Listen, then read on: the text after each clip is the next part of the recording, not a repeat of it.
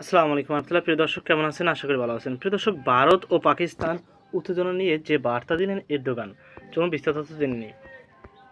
প্রিয় দর্শক, ভারত নিয়ন্ত্রিত জম্মু কাশ্মীরের পেহেলগামে বন্দুকধারীদের হামলায় ২৬ জনের প্রাণহানির ঘটনায় পাকিস্তানের সঙ্গে দেশটির চরম উত্তেজনা চলছে। পরমাণু শক্তিধর এশিয়ার দুই প্রতিবেশীদের মাঝে চলমান এই উত্তেজনা নিয়ে সোমবার কথা বলেছেন তুরস্কর প্রেসিডেন্ট রিসেপ তাইপ এরদোগান।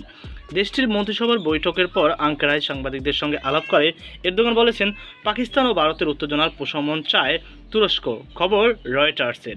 তিনি বলেন, আরও ভয়াবহ পরিস্থিতি রূপ নেওয়ার আগেই শীঘ্রই পাকিস্তান ও ভারতের মধ্যে উত্তেজনার অবসান চায় তুরস্ক। গত মঙ্গলবার কাশ্মীরের পেহেলগামে বন্দুকধারীদের হামলায় ২৫ ভারতীয় ও এক নেপালি নাগরিকের প্রাণহানি ঘটে।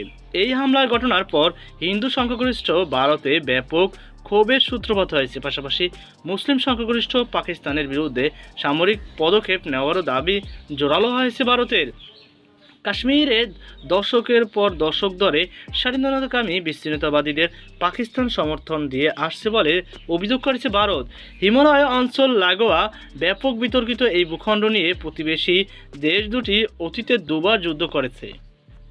সোমবার ইসলামাবাদ ব্রিটিশ বার্তা সংস্থা রয়টার্সকে দেওয়া সাক্ষাৎকারে পাকিস্তানের প্রতিরক্ষামন্ত্রী খাজা মোহাম্মদ আসিফ বলেছেন, আমরা আমাদের বাহিনীকে আরও শক্তিশালী করেছি, কারণ এখন সামরিক আক্রমণ আসন্ন।